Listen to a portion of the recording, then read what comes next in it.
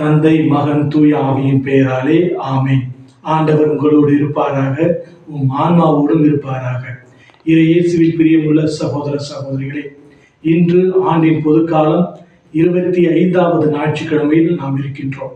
இன்றைய வாசகங்கள் மூன்றுமே அதிகாரமும் அடிமைத்தனத்தை பற்றி பேசுகின்றது. முக்கியமாக இன்றைய நற்செய்தியானது லூக்கா எழுதிய நற்செய்தி 16வது அதிகாரம் 1 முதல் 13 உடைய வசனம். லூக்கா நற்செய்தி 16வது அதிகாரம் 1 முதல் 13 உடைய வசனம். அதிகாரம், அதாவது பொறுப்புணர்வு என்பது நமக்கு கடவுள் கொடுத்த ஒரு உன்னதமான கொடை. இந்த பொறுப்புணர்வை, அதிகாரத்தை நாம் எவ்வாறு பயன்படுத்துகின்றோம் என்பதுதான் இந்த பிரச்சனையே ஆரம்பமாகின்றது. நமக்கு கொடுத்த அதிகாரத்தையும் பொறுப்பையும் நாம் சிறப்பான முறையில் செய்கின்றோமா, அல்லது பிறரை அடிமைப்படுத்துவதற்காக அந்த அதிகாரத்தை பயன்படுத்துகின்றோமா என்று சிந்தித்து பார்க்க வேண்டும். பல நேரங்களில் இந்த அதிகாரத்தை நாம் தவறான முறையில் பயன்படுத்துகின்றோம்.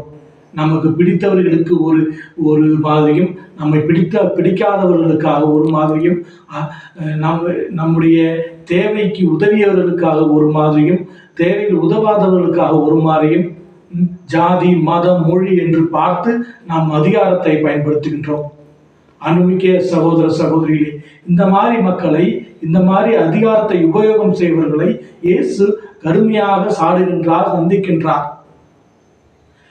இன்றைய நற்செய்தியும் கூட இயேசு இவ்வாறு கூறுகின்றார். அவர் தலைவன் பொறுப்பாளனை சோதனையில் படுத்துகின்றார். அவனிடம் கொடுக்கப்பட்ட பொறுப்பில் அவன் சரியாக இருக்கின்றானா என்று ஆய்வு செய்கின்றார்.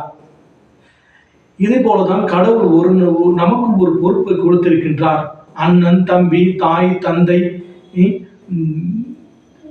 ஆசிரியர், மருத்துவர், போலீஸ் என்ற பதவிகள் மூலம் நமக்கு பொறுப்பை கொடுத்திருக்கின்றார். குரு என்ற பொறுப்பையும் கொடுத்திருக்கின்றார். இந்த பொறுப்பில் இருக்கின்ற நாம் நம்மளுக்கு கீழே இருப்பவர்களை சரியான முறையில் பயன்படுத்துகின்றோமா, அல்லது சரியான முறையில் நடத்துகின்றோமா, அல்லது அவர்களை துன்பப்படுத்துகின்றோமா, அடிமைப்படுத்துகின்றோமா என்று சிந்தித்து பார்க்க வேண்டும். அவ்வாறு செய்தால் நம்முடைய தலைவர் இயேசு கிறிஸ்து நம்மை தண்டிப்பார் என்பதில் எந்த மாற்று கருத்தும் இல்லை. அன்புமிக்க சகோதர சகோதரிகளே, இறைவன் இன்று கடுமையான வார்த்தையின் மூலம், ஓமை மூலம் நாம் நம்முடைய அதிகாரத்தை எவ்வாறு உபயோகப்படுத்துகிறோம் என்று சிந்திக்க அழைப்பு விடுக்கின்றார்.